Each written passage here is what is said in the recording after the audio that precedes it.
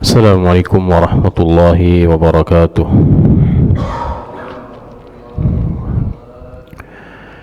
Innal hamdalillah nahmaduhu wa nasta'inuhu wa nastaghfiruh wa na'udzu billahi min shururi anfusina wa min sayyiati a'malina. May yahdihillahu fala mudilla lahu wa may yudlil fala hadiya lahu. Ashhadu an la ilaha illallah wahdahu la syarika lahu wa ashhadu anna Muhammadan 'abduhu wa rasuluh.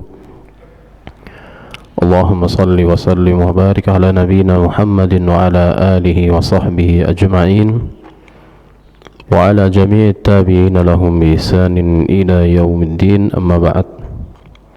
Para hadirin dan hadirat jemaah yang saya hormati, dan semoga kita semua senantiasa mendapatkan rahmat, ampunan serta lindungan dari Allah Subhanahu wa taala di dunia dan di akhirat. Alhamdulillah, segala puja dan puji syukur tidak lupa kita panjatkan pertama-tama kehadirat Allah Subhanahu wa taala. Salawat serta salam semoga selalu Allah curahkan dan Allah limpahkan kepada kekasih dan suri tauladan kita, Rasulullah Muhammad sallallahu alaihi wasallam, beserta seluruh keluarga, para sahabat, dan juga setiap orang yang setia mengikuti dan meneladani ajaran agama beliau dan mengamalkan juga sunnah-sunnah beliau hingga hari kiamat. Baik, kita pagi hari ini kembali melanjutkan kajian fikih ibadah, dan temanya adalah seputar adab-adab yang selayaknya kita lakukan, yang kita praktikkan ya sejak mulai kita berangkat dari rumah menuju ke masjid untuk melaksanakan ibadah salat berjamaah. Baik, para hadirin sekalian rahimani wa rahimakumullah. Pertama-tama ya, saat kita berangkat dari rumah, oleh Rasulullah SAW kita dianjurkan untuk berjalan dengan tenang dan tidak tergesa-gesa, tidak terburu-buru. Kata Rasulullah SAW dalam hadis, "Idza ataitumus salata fala ta'tuha wa antum tas'aun." Jadi kalau kalian mendatangi salat, berjalan menuju ke masjid, hendak melaksanakan salat berjamaah, datangilah dan jangan terburu-buru, jangan tergesa-gesa, ya, tenang. Wa alaikumus sakinatu wal waqar, hendaknya kalian itu dalam keadaan tenang, sakinah dan waqar, ya, terlihat berwibawa. Jadi selama kita berjalan, ya, hendaknya sepatutnya kita tenang, kemudian juga dalam keadaan khusyuk. Kurang lebih khusyuknya seperti saat kita sedang sholat. Meskipun ketika kita dalam perjalanan itu belum mulai sholat, ya, tapi kita ini dianjurkan untuk bersikap seakan-akan, jazakallahu khair, seakan-akan kita ya sudah mulai sholat. Dalam sebagian dari redaksi hadis Nabi sallallahu alaihi wasallam dikatakan sebagaimana dalam riwayat Abi Hurairah dalam Sahih Muslim, "Fa inna ahadakum," ya, sesungguhnya seorang dari kalian itu, "idza kana ya'midu ila shalah," ya, ketika dia sedang berangkat menuju salat, "fa innahu fi shalah," sungguhnya dia itu sudah berada dalam keadaan salat. Artinya ini anjuran tadi supaya dia mendatangi pelaksanaan ibadah sholat Jumat di masjid dengan tenang, dengan khusyuk. Jadi tidak banyak ya memandang kanan kiri, juga tidak banyak membicarakan hal-hal yang tidak bermanfaat.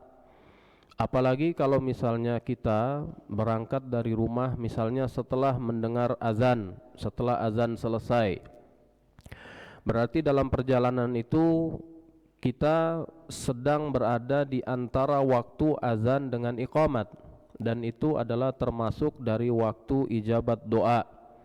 Ya, sebagaimana dalam hadis Nabi SAW mengatakan, inna du'a bainal azanaini la yurad.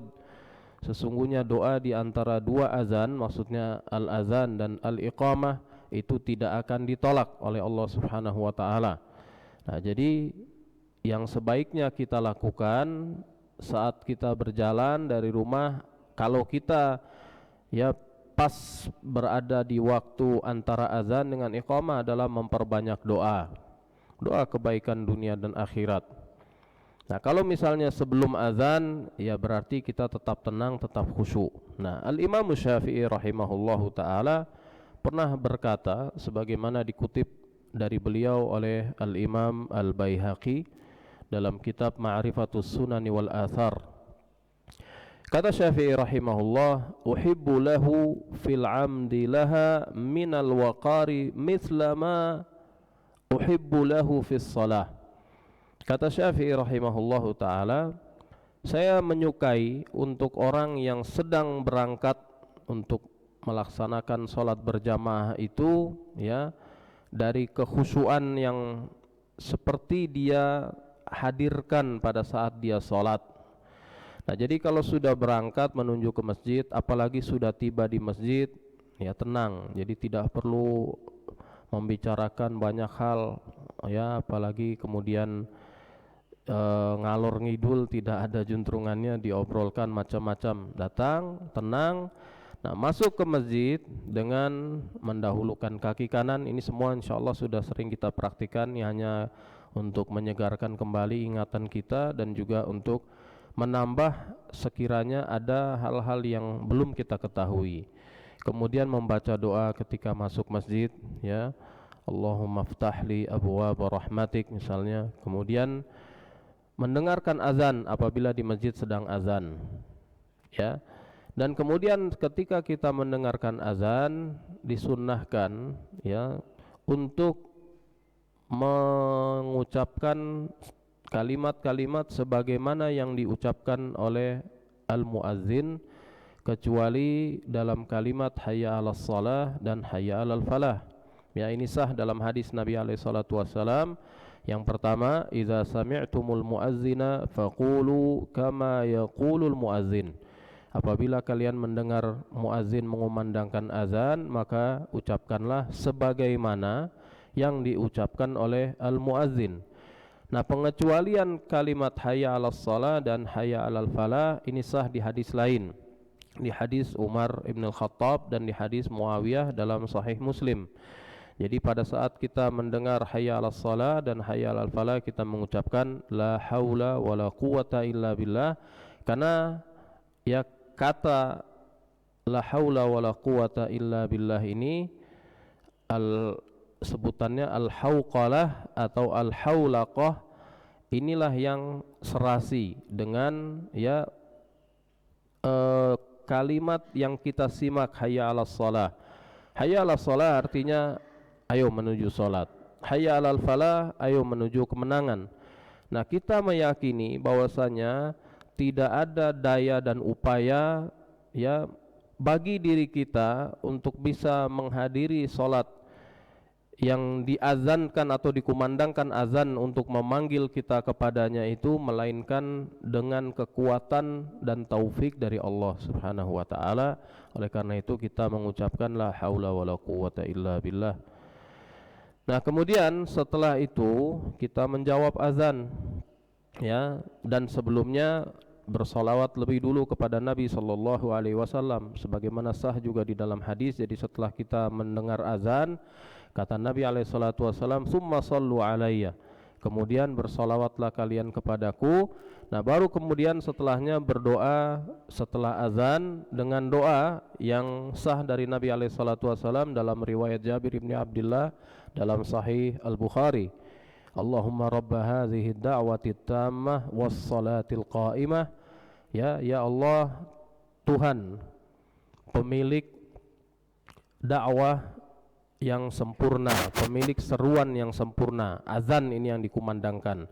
Azan ini berisikan kalimat-kalimat tauhid, kalimat-kalimat yang menunjukkan keagungan dan kemahabesaran Allah Subhanahu wa taala, dan kalimat yang juga mencakup tasyahud atau syahadah bahwasanya tidak ada ilah selain Allah dan Muhammad adalah Rasulullah alaihi salatu wassalam. Baik. Nah, kemudian setelah itu ya, Allahumma rabba hadhihi da'wati tammah, panggilan yang sempurna, wassalatil qa'imah, salat yang akan ditegakkan, ati Muhammadanil wasilata wal fadilah, berilah Nabi Muhammad sallallahu alaihi wasallam al wasilah dan al fadilah dan keutamaan, wa ba'athu maqaman mahmudan alladzi wa'adtah, dan bangkitkanlah Nabi Muhammad sallallahu alaihi wasallam serta tempatkanlah beliau pada tempat, pada maqam yang telah engkau janjikan, dan yang dimaksud adalah maqamus syafa'ah. Jadi Nabi alaihi salatu wasallam, kita berharap dari Allah agar beliau diberikan maqam syafaat ya untuk semua kita umatnya.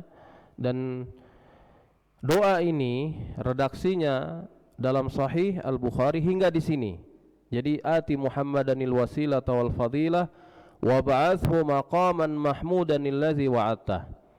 Nah, kemudian di sebagian dari riwayat-riwayat hadis ini di luar Sahih Al-Bukhari ya, seperti di dalam Musnad Al-Imam Ahmad, terdapat tambahan, innaka la tukhliful mi'ad. Nah, bagaimana kedudukan tambahan ini ya? Ini pertama-tama perlu kita ketahui bahwa tambahan kalimat innaka la tukhliful mi'ad ya, ini datang di beberapa redaksi riwayat hadis ini sebagai tambahan di sebagian referensi. Jadi bukan seperti dikatakan oleh sebagian orang bahwa tambahan ini tidak memiliki asal usul. Dia ada asal usulnya, hanya saja ya derajat periwayatannya atau derajat keakuratan periwayatannya ini tidak sama dengan riwayat asli yang di dalam Sahih Al-Bukhari. Yang di dalam Sahih Al-Bukhari sah ya, sah secara meyakinkan, sah dari Nabi alaihi salatu wassalam. Nah, tambahannya ini diperselisihkan di kalangan ahli ilmu. Di antara ahli ilmu ada yang tidak mengesahkannya, dan itu yang cukup banyak ya dari para ahli hadis yang tidak mengesahkan. Dan di antara mereka ada yang menguatkan, artinya menganggap bahwa pertama, kalimat innaka la tukhliful mi'at ini diriwayatkan meskipun dengan sanad-sanad periwayatan yang lemah, tetapi masih bisa ya ditolerir kelemahannya, artinya tidak sampai lemah sekali ya. Kemudian kedua, kalimat innaka la tukhliful mi'at ini juga sebenarnya adalah kalimat Al-Qur'an, kalimat yang Allah sebutkan dalam Al-Qur'an dalam surah Ali Imran ya. Allah Subhanahu wa taala mengutip redaksi doa-doa kaum mukminin, di antaranya mereka mengucapkan Rabbana wa atina ma wa'adtana ala rusulika, wahai Tuhan kami ya, dan berilah kami apa-apa yang telah engkau janjikan ya lewat lisan para rasul utusanmu, wala tukhzina yaumal qiyamah, dan janganlah engkau menghinakan kami di hari kiamat, innaka la tukhliful mi'ad, sesungguhnya engkau wahai Tuhan kami tidak pernah ingkar janji ya. Jadi ini kalimat Al-Qur'an, artinya tidak ada hal yang mungkar dari kalimat seperti ini. Nah, perselisihan seperti ini ya perlu kita pahami dengan baik, perlu kita dudukkan dengan baik, karena ini pun ada di kalangan sebagian ulama-ulama di zaman kita sekarang yang sering kita jadikan sebagai rujukan dan panutan dalam beragama. Sebagai contoh, ya, ada 3 ulama masa kini yang terkenal, yang sering dirujuk, ya, oleh banyak dari umat Islam, ya. Nah, mereka 3 orang ini, Syekh Abdul Aziz Ibnu Baz, kemudian Syekh Nasiruddin Al-Albani, Muhammad Nasiruddin Al-Albani, kemudian Syekh Muhammad Ibnu Shalih Al-Utsaimin rahimahumullahu taala. Semoga Allah merahmati mereka semua dan merahmati seluruh ulama kaum muslimin. Nah, 3 ulama ini pun berbeda pendapat soal ini. Ya, yang pertama Syekh bin Baz dan muridnya yaitu Syekh Ibnu Utsaimin rahimahumullahu subhanahu wa taala, mereka berpendapat boleh menambahkan kalimat tadi, innaka la tukhliful mi'ad. Ya, terlebih Syekh bin Baz itu menguatkan periwayatannya, menganggap tidak masalah untuk diamalkan, ya, karena belum mencapai derajat lemah sekali apalagi palsu, dan tidak bisa dikatakan tidak memiliki asal usul. Kemudian juga tadi saya katakan bahwa ini adalah kalimat Al-Qur'an. Jadi tidak ada hal yang mungkar di sini, ya. Nah, kemudian Syekh Al-Albani rahimahullah mengatakan tidak sah kalimat tambahan ini tadi, maka tidak perlu ditambahkan, ya. Nah, tinggal bagaimana kita mendudukan persoalannya, ya. Kemudian kalau ada yang mengikuti yang ini, ya itu bisa kita tolerir. Nah, kalau secara pribadi saya kebetulan karena dulu salah seorang dari guru kami di Mesir itu menulis kitab tentang azan tebal, ya, berbagai hal tentang azan. Nah, diantaranya ketika mengulas tentang tambahan ini, beliau memang, ya, mengkaji lebih teliti, jadi menganggap bahwa tambahan ini tidak sah dari satu jalur periwayatan pun itu adalah pendapat yang tepat. Nah, maka beliau memilih untuk tidak menambahkan, jadi berpegang dengan redaksi yang diriwayatkan dalam Sahih Al-Bukhari, dan begitulah, ya, saya biasa mengamalkannya. Tapi kalau ada orang yang mengamalkan dengan tambahan, saya tidak bisa mengingkarinya, karena dia bisa saja mengikuti kalangan ulama yang menguatkannya, termasuk mengikuti tadi beberapa nama yang saya sebutkan. Nah, justru yang selama ini saya cari, ya, dan saya coba diskusikan dengan teman-teman khususnya di dunia pendidikan, ini adalah bagaimana cara kita mendidik anak-anak kita menyikapi persoalan-persoalan seperti ini. Ya, jadi misalnya ada guru, ya, mungkin di satu lembaga pendidikan yang mengajarkan kepada peserta didiknya, anak-anak muridnya dengan tambahan.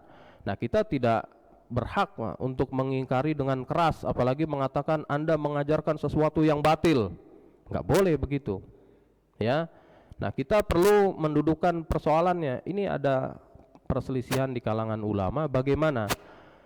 Apakah kita perlu menjelaskan kepada anak-anak, misalnya kalau di jenjang tertentu, di jenjang SMP, di SMA mungkin, bahwa ini adalah termasuk dari hal yang diperselisihkan di kalangan ulama, sehingga cara pembelajaran seperti ini, ya, memberikan kesiapan untuk anak-anak meskipun masih di jenjang SMP ataupun SMA untuk bisa membaca turas Islam, artinya warisan intelektual umat Islam, ya, warisan ilmiah umat Islam. Karena memang di dalam warisan ilmiah umat Islam yang diwariskan oleh para ulama dulu terdapat hal-hal yang seperti ini, yang memang di sana ada perbedaan pandangan. Nah, kita, ya, selayaknya mendidik generasi mendatang kita seperti itu, supaya bisa bersikap baik dengan sesama, ya. Nah, dan saya juga yakin bahwasanya yang namanya teori-teori itu banyak, beragam di dalam bidang ilmu apapun, bukan hanya dalam bidang agama saja. Simpulan-simpulan hukum juga banyak, berbeda. Ya, sebagai contoh, saya sempat beberapa kali mengikuti, ya, sidang kasus Verdi Sambo tuh, Pak. itu kita bisa melihat bagaimana tafsiran ahli hukum yang satu dengan yang lainnya itu berbeda-beda. Sama dalam khazanah kajian Islam ya kurang lebih seperti itu. Dalam ilmu-ilmu lain pun juga teorinya tidak persis semuanya satu pendapat. Nah, tinggal bagaimana kesiapan peserta didik menghadapi yang seperti ini dan bagaimana ya cara atau strategi yang digunakan oleh guru, oleh pendidik untuk menyampaikan hal-hal yang seperti ini.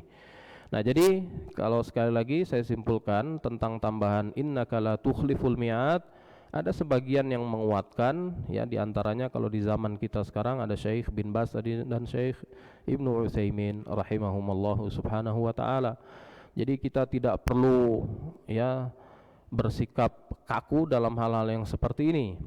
Nah, kemudian ada kadang-kadang yang juga menyisipkan tambahan lagi. Nah, kalau ini memang benar dinyatakan oleh sekalangan ahli hadis memang tidak memiliki asal usul dalam periwayatan. Dan ini kadang ada tambahan redaksinya disisipkan ya, bahkan saya pernah melihat mungkin di salah satu kanal televisi. Apa itu, Pak? Jadi ati Muhammadanil wasilata wal fadilah wad darajatar rafi'ah. Itu ada yang kadang-kadang menyisipkan itu. Wad darajatar rafi'ah artinya derajat yang tinggi. Ya. Sebelum kalimat wa ba'athu maqaman mahmudan allazi wa'atah. Nah, ini tambahan wad darajatar rafi'ah ini tidak ada asal usulnya memang, dan ini dinyatakan oleh sekalangan ahli hadis yang besar lah, yang terkemuka di masa-masa mereka seperti Al-Hafidh As-Sakhawi rahimahullah, ya murid dari Al-Hafidh Ibnu Hajar. Ini ulama-ulama di sekitar abad ke 8, abad ke 9. Mereka ahli hadis, memiliki telaah sangat luas dalam hadis dan berbagai macam periwayatannya. Nah, mereka menyatakan tambahan-tambahan seperti ini tidak ada. Nah, kalau ini ya tidak memang sepatutnya untuk diamalkan, tidak sepatutnya. Ya karena kita meyakini bahwasanya dalam redaksi doa Nabi SAW yang sah itu ada khasiat-khasiat yang tidak dimiliki ya dalam doa-doa lain. Juga doa-doa yang disampaikan atau diajarkan oleh Rasul SAW itu ya redaksinya sifatnya ta'abbudi, artinya sifatnya adalah termasuk hal yang berupa ibadah. Kalau kita amalkan kita dapat pahala ya seperti yang dijanjikan atau keutamaan yang dijanjikan. Artinya tidak perlu menambah-nambahkan dari hal yang memang tidak ada asal usulnya. Nah, kalau yang masih diperselisihkan masih bisa diikut sertakan seperti tadi telah dijelaskan. Nah, ini tentang menjawab azan ya, menjawab azan. Nah, kemudian menjawab iqamah ya. Jadi hadis tadi datang idza sami'tumul muadzin, apabila kalian mendengar muadzin. Nah, sekarang kalau kita saat iqamat dikumandangkan, apakah kita juga perlu menjawabnya seperti menjawab azan? Bagaimana, Pak? Jawabannya? Nah, ini juga ada perselisihannya di kalangan ulama.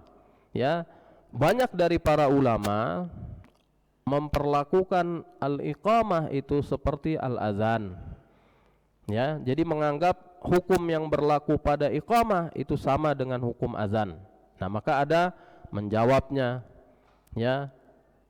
Nah, kalau sebagian masyarakat kita biasanya terdengar menjawab hanya kalimat la ilaha illallah saja. Jadi Allahu akbar, asyhadu an la ilaha illallah, asyhadu anna Muhammadar Rasulullah, itu diam. Begitu terakhir baru Allahu akbar, la ilaha illallah, la ilaha illallah. Nah, dalam pendapat kebanyakan ulama, azan dan iqamat sama. Jadi iqamat pun dijawab per kalimat. Allahu akbar, Allahu akbar, Allahu akbar, Allahu akbar. Asyhadu an la ilaha illallah, asyhadu an la ilaha illallah, asyhadu anna Muhammadar Rasulullah, asyhadu anna Muhammadar Rasulullah.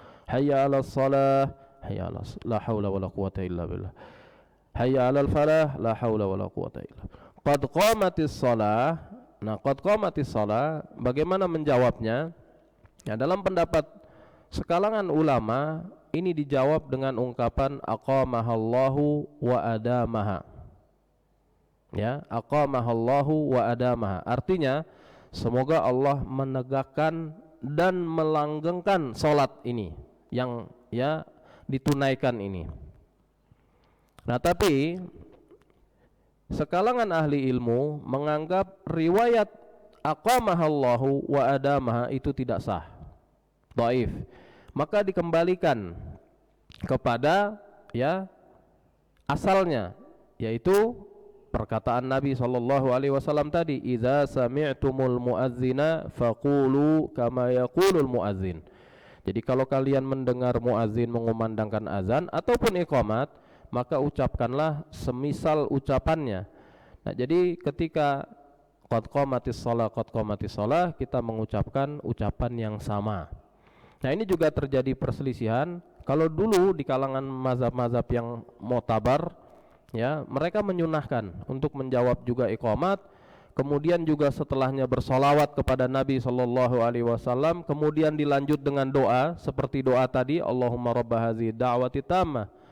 Dan di zaman sekarang, ya, sekalangan ulama seperti tadi juga yang saya sebutkan, tokoh-tokohnya seperti Syekh Nasiruddin Al-Albani rahimahullah mengatakan begini, sama. Jadi mengatakan bahwa iqamat itu hukumnya sama dengan azan. Setelahnya dijawab, kemudian dibacakan salawat setelahnya, dan juga membaca doa azan, doa seperti doa azan tadi setelah iqamat. Ya, itu dituliskan oleh Syekh Nasiruddin Al-Albani rahimahullah dalam kitab beliau As-Samarul Mustatab, ya, min fiqhi sunnati wal kitab. Judulnya begitu, As-Samarul Mustatab, jadi artinya buah yang ya buah yang lezat dari fikih sunnah dan kitab. Fikih sunnah, sunnah Nabi SAW maksud, dan fikih kitab maksudnya fikih Al-Quran. Nah, beliau menulis salah satu buku beliau judulnya itu As-Samarul Mustatab. Nah, begitu kurang lebih ya redaksinya. Jadi kata beliau, apa yang sah pada atau apa yang dianjurkan pada azan berlaku juga pada iqamat. Nah, kenapa demikian? Karena banyak dari para ahli ilmu memahami azan itu dan iqamat adalah ya dua hal yang memang disebut oleh Nabi SAW di sejumlah hadis. Jadi maksudnya iqamat itu sendiri oleh Nabi SAW disebut azan. Contohnya apa? Ya, dalam hadis Abdullah bin Mughaffal dalam Sahih Al-Bukhari, ya, Nabi SAW mengatakan bainal azanaini shalah, antara dua azan ada salat. Maksudnya antara azan dan iqamat. Ya, kemudian tadi doa bainal azanain, juga bainal azanain, jadi disebut dua azan.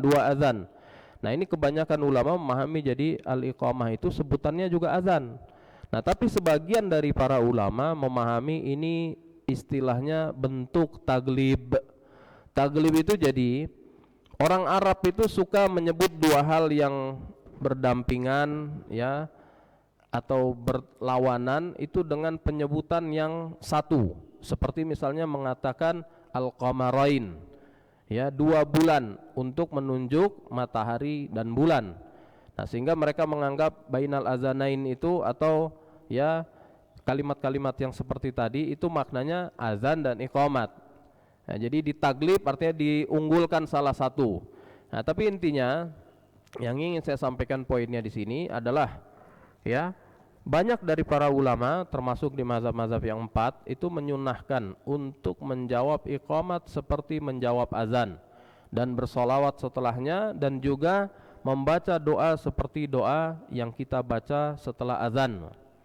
Nah, di kalangan ulama-ulama yang sekarang ini juga terdapat khilafnya tadi, ya. Jadi Syekh Nasiruddin Al-Albani diantaranya, dan ada fatwa yang dirilis oleh Komite Tetap Fatwa, ya, untuk urusan fatwa dari Arab Saudi sana, itu pas seperti itu redaksinya, persis seperti itu redaksinya. Mereka mengatakan apa yang berlaku pada azan berlaku pada iqamat.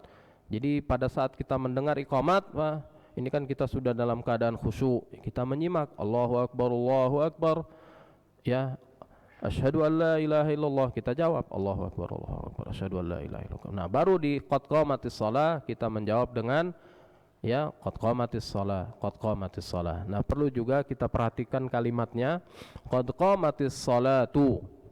Ya, kadang-kadang sebagian muadzin mengatakan qad qamatis shalati. Salah. Nah, Ya, salah secara gramatikal, salah bunyinya. Yang benar qad qamatis sholatu. Nah, hayya 'alas sholati. Ya, kadang orang terbalik, qad qamatis sholati hayya 'alas sholatu. Salah, hayya 'alas sholati hayya 'alal falahi.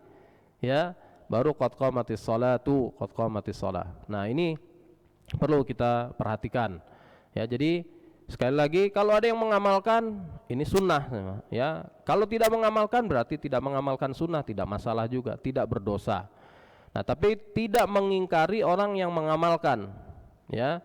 Dan juga kalau memang yang biasa menjawab, berarti mengetahui sejak ini bahwa tidak cukup menjawab la ilaha illallahnya saja, Pak. Mulai dari awal, Allahu akbar, Allahu akbar, asyhadu an la ilaha illallah, asyhadu anna muhammadar rasulullah, la haula wala quwwata illa billah, la haula wala quwwata illa billah. Ya, qad qamatis shalah, qad qamatis shalah, Allahu akbar, la ilaha illallah, Allahumma salli ala Muhammadin wa ala ali Muhammad kama sallaita ala Ibrahim wa ala ali Ibrahim. Nah, redaksi salawatnya boleh kita baca seperti redaksi dalam salawat dalam salat, ya. Kalau kita hanya bersolawat kepada Nabi Shallallahu Alaihi Wasallam itu sudah cukup. Tapi kalau kita tambahkan dengan salawat kepada ali Rasulullah Shallallahu Alaihi Wasallam itu lebih baik seperti dalam solat. Dan juga apalagi kalau kita tambahkan dengan as-salawat al-ibrahimiyah, yaitu wa barik ala Muhammad atau kama sallaita ala Ibrahim wa ala ali Ibrahim wa barik ala Muhammadin wa ala ali Muhammadin kama barakta ala Ibrahim wa ala ali Ibrahim. Nah, ini kalau mau dilengkapi. Baik, setelahnya ya kita setelah mendengar iqamat melihat imam mulai berdiri untuk melaksanakan sholat, terus dalam keadaan tenang, Pak. Ya, jangan berisik, jangan gaduh. Nah, dalam hal ini sah dari Nabi SAW juga dalam Sahih Muslim dari riwayat Abi Mas'ud Al-Badri radhiyallahu taala anhu bahwa Rasulullah SAW bersabda, ya, istawu wa la takhtalifu, lurus, ya, dan jangan berselisih. Maksudnya lurus itu dihitungnya itu dengan pundak kita sejajar seluruhnya. Ya, di awal hadis ini sebelum dikutipkan sabda Nabi Shallallahu Alaihi Wasallam, perawinya Abu Mas'ud Al-Badri lebih dulu mengatakan karena Rasulullah SAW yamsahu manakibana. Jadi sebelum sholat Rasul Shallallahu Alaihi Wasallam kadang-kadang mengusap pundak para sahabatnya itu yang hendak sholat berjamaah, maksudnya diratakan. Nah, ratanya pundak itu bisa terrealisasi dengan kita meratakan kaki kita pada bagian tumit. Jadi garis yang ada disediakan di sini ini untuk kita meletakkan tumit kita di garis belakang. Nah, dengan begitu rata pundak kita. Ya, dengan begitu pundak kita menjadi rata. Ya. Nah, kemudian soal menempelkan kaki ini sebenarnya ya kebanyakan dari para ulama tidak menyunahkan untuk menempelkan kaki, apalagi sampai mewajibkan. Ya, yang banyak dari para ulama justru menganggap bahwa meluruskan saf itu sendiri sunnah. Sebagian dari ulama mengatakan wajib. Nah, yang mengatakan wajib sekalipun tidak menganjurkan atau tidak menganggap harus dengan saling menempelkan kaki. Ya, tapi menempelkan kaki juga tidak masalah, Pak. Nah, yang penting begini, ini pernah diulas ya mungkin ya. Yang penting kita mengamalkan seperti yang disabdakan Nabi SAW di sebagian redaksi tentang anjuran merapikan saf, linu bi aidi ikhwanikum, bersikap lunaklah kepada saudara-saudara kalian. Ya, pahami mereka ini bisa meletakkan kakinya atau biasa meletakkan kakinya bagaimana. Ada yang begini posisinya, Pak, ada yang begini. Ya, nah itu biarkan aja masing-masing. Yang penting apa? Jaga jangan sampai ada jarak yang terlalu jauh antara kita dengan yang di sebelah kita. Nah, juga tidak perlu kita memaksakan harus menempelkan kaki itu dengan sebelah kita. Apalagi kalau sebagian orang yang memang tidak paham, Pak, tidak suka juga. Kadang ada orang risih kalau kakinya nempel-nempel dengan orang sebelahnya. Nah, jangan dipaksakan. Ya, jangan dipaksakan, apalagi sampai diinjak, Pak. Ya, nah ini pernah terjadi dulu di masa di Mesir itu ada salah satu guru kami itu juga marah di majelis, marah karena ya beliau mendapat laporan dari salah seorang jamaah, ini khalayak umum, masyarakat awam. Sementara tempat atau masjid beliau ini, masjid guru kami ini kan tempat pengajian, isinya banyakkan penuntut ilmu. Nah tapi itu sebagian penuntut ilmu terutama pemula ini terlalu bersemangat mah. Jadi memperlakukan setiap orang sama. Nah ketika orang di sebelahnya ya tidak mau rapat, dikejar kakinya nih, kejar kakinya, nggak dapat diinjak aja biar nggak kemana-mana kakinya. Nah orang tua ini Pak, orang tua marah, protes ke siapa? Protes ke gurunya, tolong ajari muridnya jangan injak kaki saya nggak bisa, nggak gerak-gerak tuh Pak, injak. Nah belum lagi ada cerita ya dari teman, ini kan kejadian di Mesir. Nah ada lagi kejadian di sini, ada teman saya cerita, katanya ayah saya kerja, ayahnya kerja bangunan, bangun masjid. Nah, masyarakat yang membangun masjid itu begitu tradisinya, biasa merapat-rapatkan kakinya. Nah ayahnya ini orang awam, ayah teman saya orang awam, tidak paham, ikut sholat di waktu sholat, jadi kerjaan ditunda dulu ya, ikut sholat berjamaah, dari kanan kiri dipaksa untuk rapat ya, dikejar Pak. Kalau nggak mau rapat terus dikejar sampai kakinya udah rapat begini nih, masih dikejar juga dari kanan kiri. Akhirnya dia selipkan aja di antara kaki-kaki yang sebelah kanan kirinya Pak. Jadi ini mau sholat atau mau akrobat Pak, kakinya begitu kan. Nah ini itulah ya, harus didasarkan pada pemahaman, bukan hanya pemahaman normatif dari ajaran yang kita ikuti, tapi juga pemahaman bagaimana kita menerapkan atau mempraktikkan ajaran itu, terkhusus ya di tengah masyarakat yang mungkin tingkat pemahamannya tidak sama. Dan juga ya pemahaman yang umum tadi saya katakan bersumber dari kebanyakan dari para ulama, mereka tidak sampai mewajibkan untuk menempelkan benar-benar. Yang mereka anjurkan tadi rapi rata dengan tumit sehingga pundak kita ini semua rata. Nah kemudian ya tidak menyisakan jarak terlalu lebar. Nah kalau mau ditempelkan ya tidak keberatan, rela, tidak risih ya silakan juga, tidak masalah, tidak dilarang juga Pak. Tapi jangan ya kemudian kita istilahnya mentasdid, artinya memaksakan ya, memberatkan orang lain untuk mengikuti kita seperti ini.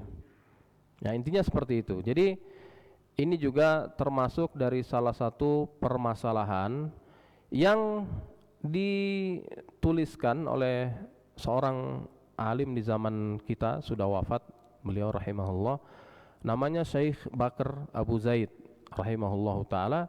Beliau ini termasuk orang-orang yang pernah belajar kepada Syekh Muhammad Nasiruddin Al-Albani rahimahullahu ta'ala. Tapi kemudian beliau, Syekh Bakr ini menulis buku kecil, judulnya La Jadida fi Ahkamis Shalah, tidak ada yang baru dalam hukum-hukum terkait salat. Nah beliau mengkritisi sejumlah pembahasan yang ditulis oleh gurunya, oleh Syekh Muhammad Nasiruddin Al-Albani, ya menulis koreksi, menulis kritikan, diantaranya tentang masalah merapatkan ini. Nah dalam praktiknya juga kalau kita perhatikan Pak, ya ini bukan kita mau mentaklid, jadi artinya taklid buta, ikut-ikutan saja. Tapi kalau kita perhatikan bagaimana banyak kalangan ulama terutama di Arab Saudi sana mempraktikkan hal ini berdasarkan dari pemahamannya, mereka tidak sampai merapat-rapatkan kaki itu Pak, menempel-nempelkan enggak. Perhatikan praktik sholat di Masjidil Haram, di Masjid Nabawi, dan yang di saf-saf depan itu kebanyakan ulama, tokoh masyarakat ya, ahli ilmu lah. Ya itu mereka ya sekedar berdiri aja, berdiri ya dekat-dekatan, tapi tidak harus benar-benar nempel-nempel gitu. Apalagi kemudian ada yang kalau tidak mau ditempel dikejar lagi seperti tadi Pak. Nah ini tidak sepatutnya dilakukan ya. Terus kemudian dirapat-rapatkan itu, kaki kita sampai direnggang-renggangkan. Nah kita berdiri secara proporsional saja ya, berdiri secara proporsional saja. Nah ini merapatkan saf. Kemudian kata Nabi SAW, jadi istawu wala takhtalifu, rapi jangan berselisih, fatakhtalifa qulubukum, Karena apa? Perselisihan kalian secara lahir ketika akan melakukan ibadah sholat, ini akan meniscayakan terjadinya perselisihan kalian, ya, atau perselisihan hati kalian. Nah, kita nanti di luar sholat jadi kurang baik hubungannya. Nah, ini ya peringatan dari Rasul alaihi salatu wassalam. Nah, kemudian lagi kata Rasul alaihi salatu wassalam dalam hadis tadi, liyalini minkum ulul ahlami wan nuha. Hendaknya yang dekat denganku, yang pertama saf dimulai dari belakang, ya, dan nanti juga saf-saf berikutnya itu dimulai dari tengah, Pak. Ini kadang-kadang jamaah bertanya, Ustadz, kalau kita mau sholat nih, misalnya sudah penuh saf pertama, mau bikin saf lagi berikutnya, itu mulai dari kanan atau dari mana? Dari tengah. Dari tengah. Jadi mulai dari tengah. Nah, kadang-kadang orang mulai dari kanan atau dari kiri, Pak. Kita mau ikut, tapi mulai dari sana, dari kanan nih. Nah, kita nggak apa-apa lah kalau dalam keadaan seperti itu ikut orang yang sudah saf. Tapi kalau bisa ditarik, Pak, deket bisa nggak apa-apa. Ya, asal orangnya paham ya, yang ditarik nanti nengok lagi. Apaan? Ya, nah intinya yang paling dekat dengan imam kata Rasul alaihi salatu wasallam adalah ulul ahlami wan nuha, yang sudah balik, yang berakal. Nah, dari sini banyak dari ulama yang mengatakan yang paling berhak untuk lebih dekat dengan imam adalah ya yang juga memiliki kriteria untuk bisa menjadi imam. Jadi bisa menggantikan imam sewaktu-waktu imamnya mungkin batal sholatnya, ya, atau lupa belum berwudu misalnya. Nah, jadi maksud dari pernyataan ini adalah ajakan, ya, atau motivasi agar orang yang memiliki kriteria seperti imam ini hendaknya maju lebih dulu. Nah, bukan berarti tempat di belakang ini dikhususkan bagi mereka, jadi tidak diisi kecuali oleh orang tertentu, Pak. Ya, bukan seperti ini pemahamannya dalam pendapat sekalangan ulama. Jadi maksudnya yang punya kriteria seperti imam itu hendaknya memang datang lebih awal supaya menempati posisi persis di belakang imam. Jadi kalau imam keliru bacaannya bisa mengoreksi, kalau imamnya nanti batal bisa menggantikan posisi imam. Nah, kalau ada anak kecil, Pak, atau orang yang tidak memiliki kriteria imam menduduki posisi itu tidak boleh diusir, tidak boleh dipindahkan. Dalam pendapat banyak dari para ulama, meskipun sebagian ulama membolehkan. Nah, di mazhab Syafi'i nggak boleh. Jadi artinya apa? Misalnya ada anak kecil, dia datang duluan dan dia langsung maju ke depan di belakang imam. Ya, selama anak ini bisa sholat dengan tertib, ya sudah, dibiarkan pada tempat itu, dibiarkan pada posisinya, tidak ditarik ke belakang. Nah, ini tentang saf anak-anak, ya, tentang saf anak-anak. Tapi karena waktu kita terbatas tidak bisa saya ulas, nanti insya Allah mungkin ada pertemuan sendiri. Nah, intinya jadi siapa yang lebih dulu dialah yang berhak. Nah, kemudian Nabi SAW mengatakan setelahnya summal ladzina yalunahum summal ladzina yalunahum summal ladzina yalunahum, 3 kali. Jadi hendaknya urutan saf itu mulai dari ya yang balik, berakal, dan yang paling berhak adalah yang paling mendekati kriteria imam. Kemudian yang setelahnya, kemudian yang setelahnya, kemudian yang setelahnya. Ya, nah kemudian ada pesan lagi yang terakhir dari Nabi SAW, dan poin terakhir juga dari pertemuan kita pagi ini masih dari hadis yang tadi dikutipkan dari hadis Abi Mas'ud Al-Badri radhiyallahu taala anhu, bahwa Nabi SAW mengingatkan wa iyyakum, ya, wahai syatil aswaq, dan jangan kalian kalau sudah mulai mau sholat nih, sholat sudah akan dimulai, jangan melakukan haisyatil aswaq. Apa itu haisyatil aswaq? Haisyatil aswaq jadi suara-suara yang ya seperti di pasar itu, Pak. Jadi jangan gaduh lagi, jangan ramai. Kadang-kadang begitu jamaah nih, imamnya bilang apa misalnya. Nah, kadang-kadang ya imam perlu mengingatkan hal-hal tertentu. Ya misalnya itu tadi, Pak, kalau saya singgung sedikit soal anak-anak, keberadaan anak-anak ini kan biasa hari-hari di tempat kita beribadah di masjid kita. dan mereka juga berhak untuk ikut sholat dan tidak boleh diusir, ya, tidak boleh diusir, karena insya Allah ini nanti akan berdampak baik untuk masa depan mereka. Mereka sudah terbiasa dari kecil, meskipun ya anak-anak dimaklumilah di usia-usia kecil itu biasa kita bercanda juga Pak ya. Waktu dulu sering bercanda, sering macam-macam di masjid. Nah, tinggal bagaimana orang-orang dewasa itu mengambil peran dalam mengedukasi mereka. Nah, kemudian ya, untuk posisi anak-anak ini ya, yang lebih utama, dan ini pendapat sekalangan ahli ilmu, jangan disafkan bersamanya dan bersama anak-anak seumurnya. Nah, lebih baiknya diletakkan ya selang-seling dengan orang dewasa. Itu lebih baik. Supaya apa? Mereka merasa segan untuk bercanda. Ya. Jadi imam ini kadang mengingatkan, tolong anak-anak, ini kalau kebetulan kalau waktu sholat subuh jarang ada anak kecil Pak, tapi kalau sholat maghrib, isya, zuhur, asar itu sering. Nah, imam mungkin perlu mengingatkan, ya tolong anak-anak jangan berisik selama sholat, dan tolong bapak-bapak atau yang dewasa ya memposisikan anak-anak itu di antara mereka, jadi selang-seling. Nah, kadang-kadang kan ada jamaah yang ketika imamnya mengingatkan seperti ini Pak, menyahut, jangan bersisik gitu, jadi ketawa lagi yang lain Pak, hilang khusyuk kita. Kita udah mau sholat nih, udah mau mulai sholat, mau takbir, sudah dalam keadaan khusyuk bahkan dari sejak berangkat dari rumah. Ya, bahkan kalau kita datang antara azan dan iqamat sudah selesai sholat sunnah misalnya, kita doa tadi, karena doa tidak ditolak, tapi kemudian hilang kekhusyuan kita karena ada yang bercanda lagi, terus ada yang menyahut lagi, ada yang segala macam. Nah, ini diperingatkan oleh Nabi SAW tadi dengan ungkapan wa iyyakum wa haisyatil aswaq. Jangan kalian itu bersuara-suara seperti suara berisik di pasar itu.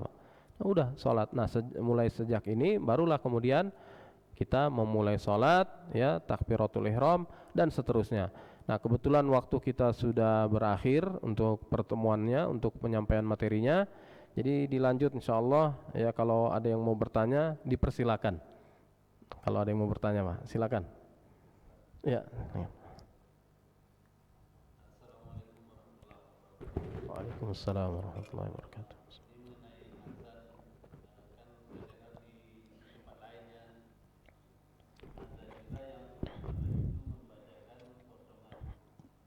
Innallaha wa malaikatahu ya. Ya. Waalaikumsalam warahmatullahi wabarakatuh. Ya, kalau itu memang sebenarnya tidak ada anjurannya Pak. Secara khusus tidak dianjurkan gitu. Ya, secara khusus. Nah, juga ada hal-hal yang memang ditambahkan ya dalam azan, seperti sholawat juga kepada Nabi SAW, yang dianjurkan itu bersolawat. Nah, tapi di sebagian kalangan juga ada yang kemudian mempraktikkan sholawat itu secara jahar setelah azan. Nah, ini juga tidak ada anjuran secara khusus menjaharkan. Nah, tapi penyikapan kalangan ulama ini kan karena munculnya belakangan, munculnya hal-hal seperti ini belakangan ya, di abad-abad belakangan. Nah, kemudian penyikapan ulama pun berbeda-beda ya. Di antara ulama ada yang menganggap ini tidak dianjurkan, tapi juga tidak dilarang ya, tidak dilarang. Jadi paling mereka menganggap ya boleh saja selama tidak diyakini bahwa itu ada keutamaannya ya. Nah, jangan berarti dirutinkan ya. Kalau sekedar sesekali nggak ada larangannya juga Pak, tapi biasanya orang yang melakukan itu melakukannya dengan diiringi keyakinan tertentu, karena memang dia belajar seperti itu, dia merasa memang semestinya ini mestinya. Nah, ini yang perlu diluruskan. Jadi tidak ada secara khusus anjurannya untuk memulai misalnya dengan membaca ayat tertentu ya, innallaha wa malaikatahu yusholluna 'alan nabi. Nah, ini juga sama seperti kita hendak Jumatan di sebagian masjid Pak, kan ada tuh yang memulai dengan itu juga sama ya. Dan ini ada istilahnya di kalangan ulama mutaakhirin, ulama belakangan.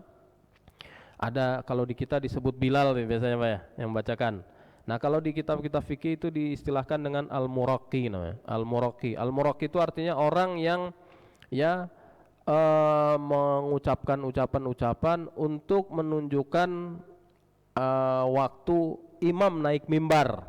Nah, penyikapan tentang al-muraqi ini di mazhab-mazhab fikih di kalangan ulama belakangan dari para pengikut mazhab 4 itu macam-macam ya, tapi banyak yang tidak melihat ada pelarangannya, karena memang tidak ada larangannya. Tapi itu juga bukan hal yang dicontohkan oleh Nabi SAW gitu. Nah, kalau secara pribadi saya lebih memilih untuk tidak melakukan hal-hal yang memang tidak dicontohkan. Tapi kalau ada yang mengikuti kalangan tertentu yang itu, ya saya juga tadi tidak punya hak untuk mengingkari. Intinya seperti itu. Ya perlu kita luruskan saja, tapi poin yang kita sepakati antara kita yang tidak mengamalkan ataupun yang mengamalkan, bahwa itu memang tidak memiliki landasan yang landasan dalil yang khusus gitu artinya. Ya, membaca Al-Quran, membaca ayat tertentu itu di sembarang waktu bebas. Tapi kalau diiringi dengan keyakinan bahwa ini utama di waktu ini membutuhkan keterangan, membutuhkan ya pedoman dari Nabi SAW. Ya, jadi membaca itu, kemudian setelahnya membaca tadi sholawat dengan jahar, banyak mah. Nah, tapi ada hal juga yang pernah saya sampaikan, ya nggak apa-apa saya ulangi lagi sedikit. Azannya juga, ya ini tambahan informasi Pak di luar pertanyaan. Azannya juga, ya ada azan dengan redaksi riwayat Abi Mahzurah itu ya, pernah saya ajarkan ya.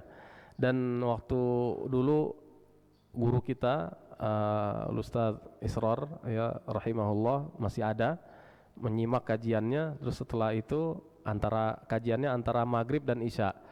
Waktu isya beliau bilang muadzinnya langsung diamalkan katanya. Azan gimana Pak? Nah ini mungkin lama mungkin nggak terdengar ya, karena mungkin tidak diingatkan lagi. Jadi di antara redaksi-redaksi azan itu ada yang sah dari Nabi SAW dengan tambahan 4 kalimat lagi. Tapi bukan kalimat lain, melainkan pengulangan ya syahadatain. Jadi asyhadu alla ilaha illallah, asyhadu anna muhammadar rasulullah, sebelum dikumandangkan dengan keras itu oleh muadzin dibaca dulu dengan pelan hingga terdengar oleh telinganya sendiri atau orang-orang di sekitarnya, pelan suaranya.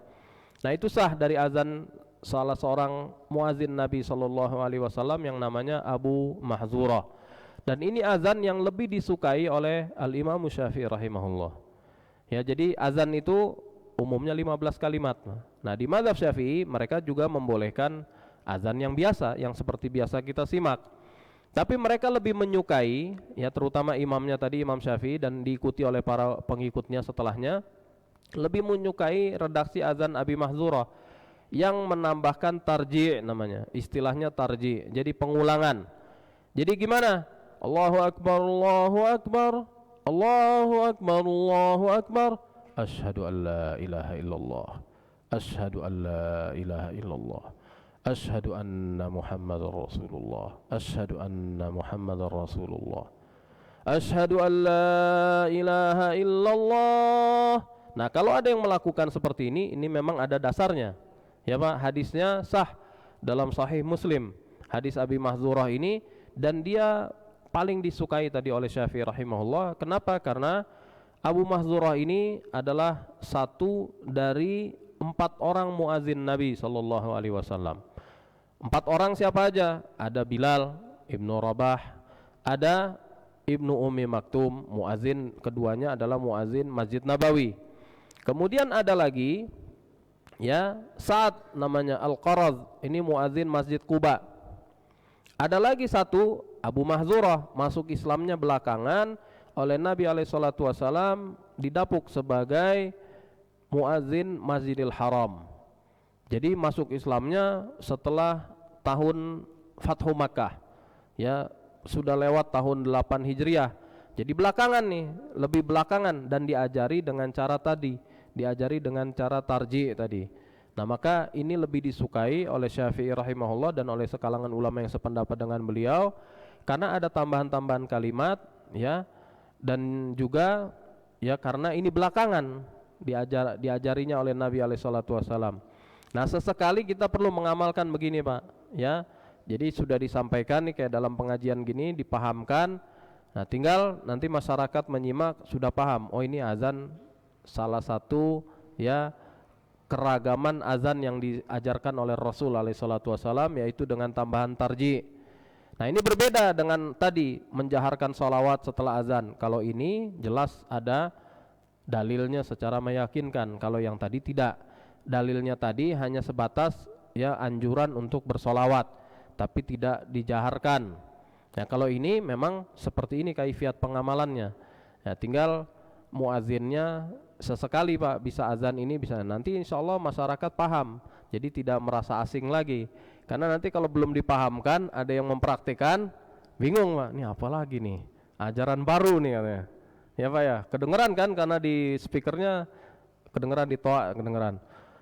Asyhadu an la ilaha illallah, asyhadu an la ilaha illallah, asyhadu anna Muhammadar Rasulullah, asyhadu anna Muhammadar asyhadu an la ilaha illallah. Tuh ngapain tadi bisik-bisik gitu ya. Ya, jadi perlu ini dipahamkan dulu. Dan ini azan mazhab Syafi'i Pak, justru khas mazhab Syafi'i. Mereka suka ini. Meskipun kalangan ulama lainnya di mazhab-mazhab mereka juga membolehkan. Jadi intinya kalangan ulama ini mereka menyunahkan semua bentuk redaksi azan yang sah dari Nabi SAW.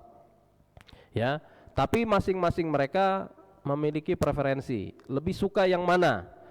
Nah, yang kalangan jumhur mereka lebih suka azan Bilal, azan Madinah, ya, karena itulah yang terus-menerus dikumandangkan. Nah, kemudian Imam Syafi'i lebih suka dengan azan Abi Mahdzurah tadi, yang ada tarji'nya, yang ada pengulangannya, yang ada tardid, pengulangan, ya, lafal syahadatain. Wallahu a'lam. Ada lagi Pak? Silakan, masih ada waktu.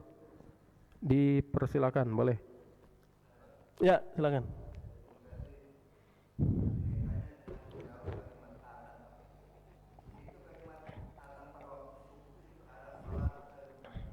Ya, baik. Sodakta. Hmm. Hmm. Ya.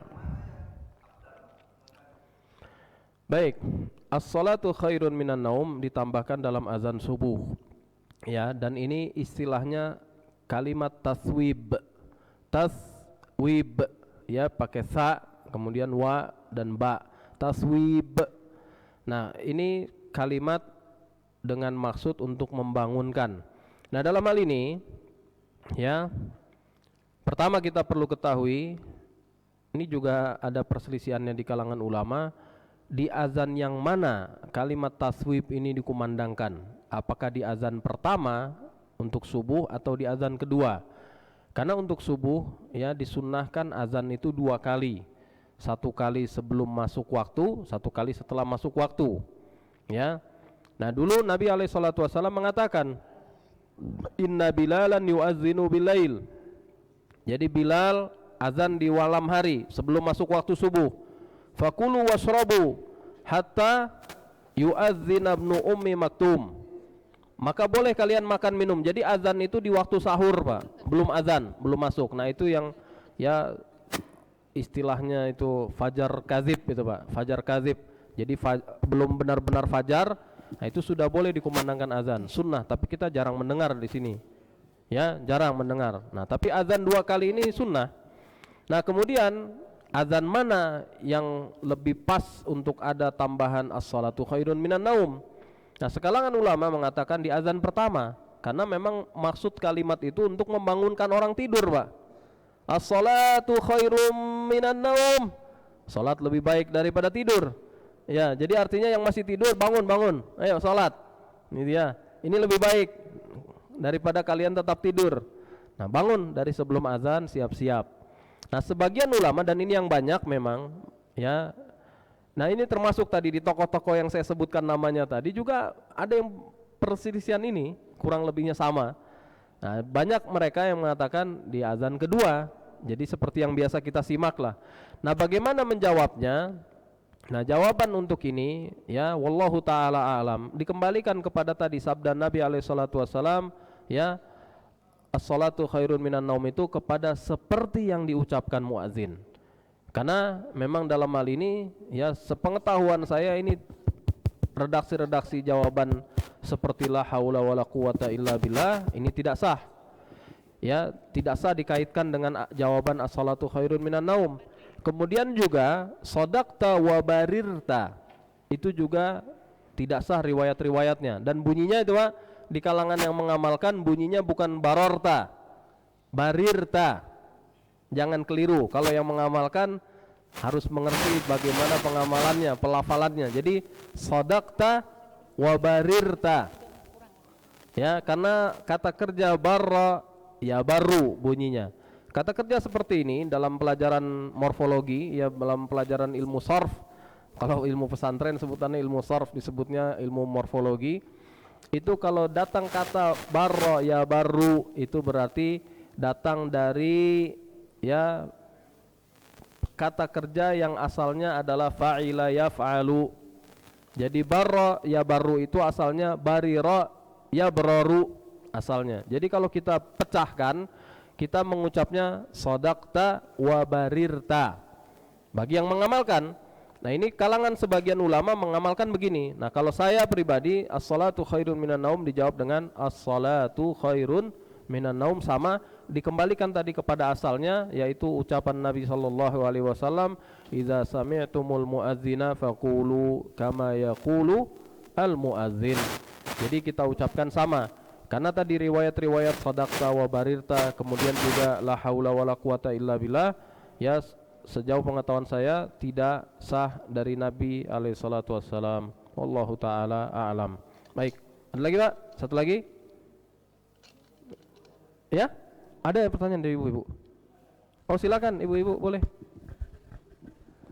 Silakan.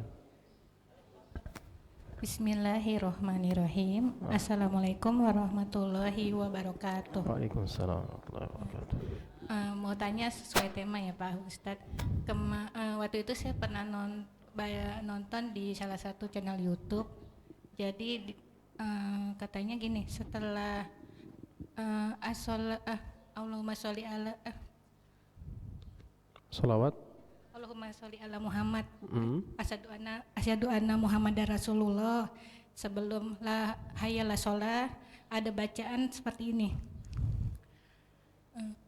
Wa anna asyhadu alla ilaha illallah wahdahu la syarikalahu wa anna Muhammadan abduhu wa rasuluhu. Raditu billahi robba wa bi Muhammadin rasulah wa bil islami dinan. Terus yaitu hadisnya sahih enggak Pak Ustadz? Jadi sebelum hayyalah sholat gitu, itu setelah bacaan asyhadu anna Muhammadar Rasulullah, kita baca itu yang tadi tambahan, saya bilang. Wa ana asyhadu. Baik. Terus ada lagi Pak Ustadz. Ya. Saya pernah juga di bacaan iqomah ya. Setelah iqomah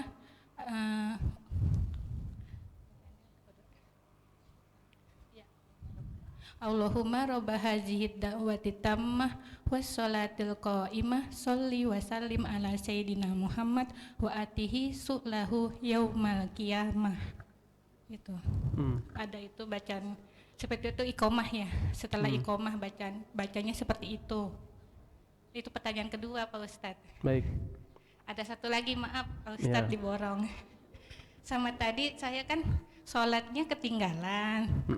Pak Ustadznya udah sujud yang pertama, saya ikut tuh Allahu Akbar takbir, terus langsung sujud yang pertama. Terus saya yang kedua ikut tuh rakaat kedua.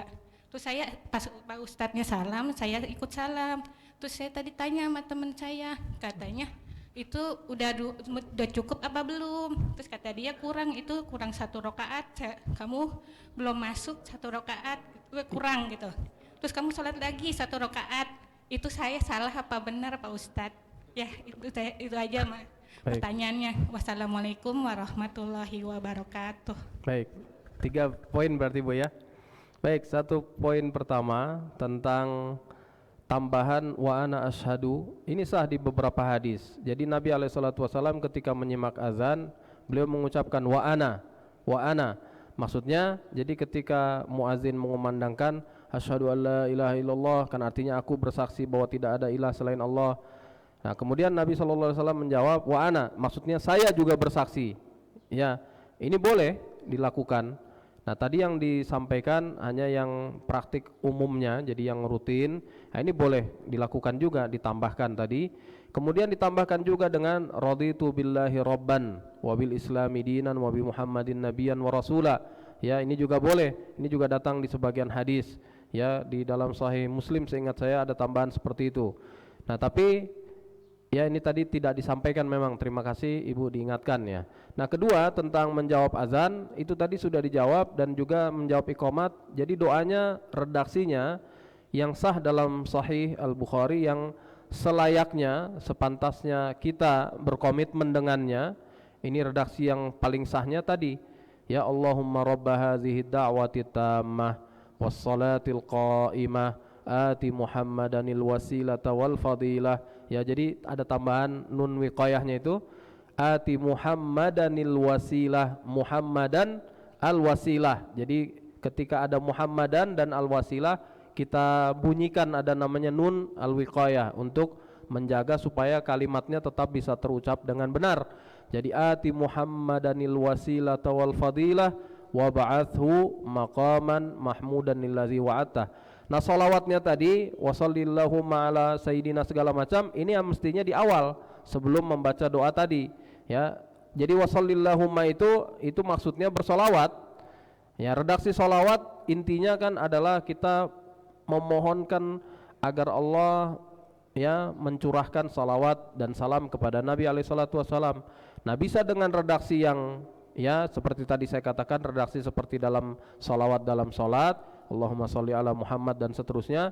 Nah, bisa juga dengan misalnya ya seperti tadi wasallillahu ala Muhammad atau wasallillahu ala sayyidina Muhammad. Menambahkan sayyidina di dalam salawat di luar salat enggak masalah. Nah, yang tidak perlu kita tambahkan di dalam salat dan di dalam azan. Jadi di luar salat dalam pembukaan pengajian misalnya saya mengucapkan Allahumma sholli ala sayyidina Muhammad, enggak masalah, Pak. Karena memang Nabi Muhammad sallallahu alaihi wasallam sayyiduna. Nabi Muhammad adalah pimpinan kita, ya. Nabi Muhammad sendiri mengatakan tentang dirinya ana sayyidu waladi Adam. Saya inilah pimpinan seluruh anak Adam. Wala fakhr, dan itu bukan diucapkan karena sombong, karena memang faktanya seperti itu. Ya, jadi kita ketika menambahkan sayyidina di luar ibadah yang memang sudah ada redaksi bakunya tidak jadi masalah. Dalam khutbah, dalam ceramah, ya ketika menyebut Allahumma sholli ala sayyidina Muhammad di luar salat enggak masalah. Ya, tapi di dalam salat karena format redaksinya sudah baku, ya kita tidak perlu menambahkan. Dalam azan juga tidak perlu. Jadi kita tidak perlu, meskipun nih kalangan ulama membolehkan, di mazhab Syafi'iyah dibolehkan. Jadi misalnya dalam azan gimana bentuk praktiknya, Mak? Asyhadu anna Muhammadan. Jadi asyhadu anna sayyidana Muhammadan Rasulullah. Ini tapi juga tidak ada yang mengamalkan juga, Pak. Alhamdulillah, enggak dengar juga kita yang begini, Pak ya. Kalau dengar juga orang bingung, ini baru nih azan nih. Asyhadu anna sayyidana Muhammadan. Tapi sekalangan ulama membolehkan. Nah, hanya saja yang lebih ya saya yakini lebih tepat adalah tidak perlu menambahkan dalam lafal-lafal solawat yang dilakukan dalam ibadah. Azan ibadah, salat ibadah. Nah, di luar itu kita bersolawat bisa dengan menambahkan sayyidina, terutama tadi dalam ceramah, dalam khutbah, dalam penulisan, ya nulis kitab misalnya, nulis artikel Allahumma sholli ala sayyidina Muhammad, enggak masalah, tidak dilarang, ya. Dan ini juga kebanyakan ulama menyunahkan, tidak diperselisihkan, karena memang kita menyebutkan apa yang memang merupakan fakta bahwasanya Nabi Muhammad SAW adalah sayyiduna. Baik, ini yang kedua. Jadi jawaban setelah azan sudah. Nah, untuk sholat ibu, ini poin ketiga. Kalau ibu tadi melakukannya pertama dengan takbiratul ihram lebih dulu, ketika hendak mengikuti gerakan imam yaitu sudah sujud, itu benar. Ya, ini jangan keliru para jamaah. Jadi memang benar kalau kita mengikuti imam, pertama-tama takbiratul ihram dulu dalam keadaan berdiri tegak. Jadi jangan langsung ikut sujud. Ya, pertama takbiratul ihram dulu dalam keadaan berdiri tegak, baru ikuti posisi imam di mana saja. Artinya imam sedang ruku, kalau imam sujud. Nah, tapi kalau ibu tidak mendapatkan ruku bersama imam, berarti ibu tidak mendapatkan rakaat. Jadi memang semestinya ya, ini kan misalnya rakaat pertama, ibu tadi dapatnya sudah sujud, berarti ibu berkewajiban untuk menambah 1 rakaat.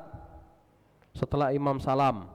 Nah kalau ibu ikut salam bersama imam, kemudiannya bertanya nih, langsung bertanya, misal atau ada yang memberitahu, Bu baru 1 rakaat Bu, nah ibu langsung segera tambah, ya segera tambah, dan nanti sebelum salam ibu sujud sahwi. Tapi kalau setelah itu ibu tidak menambahkan, atau ibu baru dikasih tahu sudah lama, atau baru diingatkan sekarang nih tadi pas bertanya, ini berarti jedanya sudah terlalu lama. Nah ibu berarti berkewajiban untuk mengulangi sholat yang tadi, karena ya sholat kita batal dengan panjangnya jeda tadi, dengan ya jauhnya durasi tadi antara saat kita sholat dengan saat kita ingat. Tapi kalau misalnya kita ingat masih dekat-dekat waktunya, baru beberapa detik, beberapa menit, atau ada yang mengingatkan, Pak maaf Pak, itu tadi sholat baru 1 rakaat. Oh iya, berarti tinggal tambahkan. Meskipun ada pembicaraan tidak jadi masalah. Jadi pembicaraan yang dilakukan yang terkait dengan kemaslahatan sholat, ini dalam pendapat yang kuat insya Allah di kalangan para ulama, tidak membatalkan sholat. Dan Nabi SAW pernah mengalami yang seperti ini Pak. Dalam hadis yang disepakati oleh Al-Bukhari dan Muslim, pernah satu saat Nabi SAW sholat dalam sholat zuhur atau asar, sholat siang hari, baru 2 rakaat, kemudian Nabi SAW salam. Setelah salam beliau mendatangi salah satu sudut masjid dan sambil mentasbik ini, jadi ya merekatkan jari-jari kedua tangannya begini nih, seperti orang yang seperti sedang cemas, sedang mungkin memikirkan sesuatu. Nah kemudian diantara para sahabat itu tidak ada yang berani mengajak Nabi SAW berbicara, karena pada saat itu wahyu masih turun kepada Rasul SAW dan bisa saja terjadi perubahan-perubahan hukum. Nah tapi kemudian ada seorang yang namanya, ya dipanggilnya Zul Yadain. Jadi tangannya itu panjang itu, ya melebihi lazimnya. Jadi orang-orang memanggil dia Zul Yadain. Nah Zul Yadain ini kemudian bertanya kepada Nabi SAW, ya Rasulullah, aku siratis salati am nasid? Apakah salat tadi dikosor atau engkau lupa wahai Rasulullah?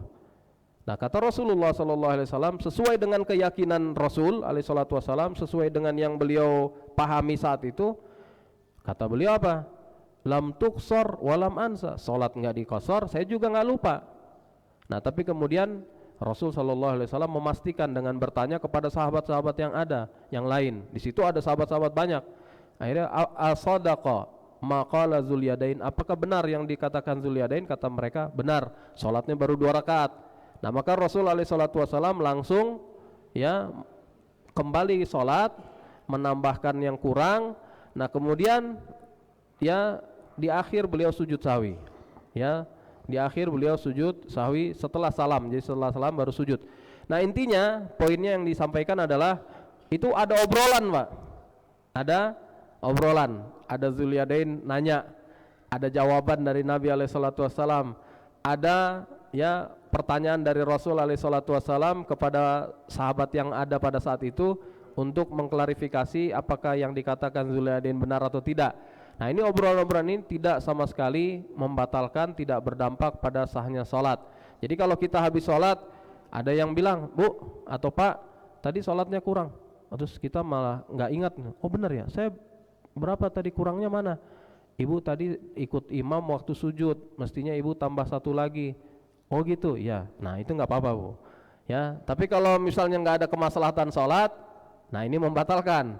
Ya selesai sholat, terus masih ada yang kurang, terus kemudian diajak ngobrol, ya diajak ngobrol, Bu kita nanti ke pasar nggak?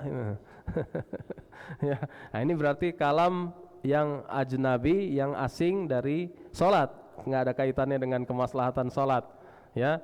Nah jadi intinya yang ibu harus lakukan kalau memang baru menyadari setelah terlalu panjang durasinya tadi antara waktu sholat dengan waktu ingat, ibu harus mengulangi kembali sholat subuhnya, ya, dan bisa sekarang juga diulangi boleh, ya. Jadi di pengulangan itu kapan saja waktunya, sekarang boleh, ya, nanti di rumah juga boleh.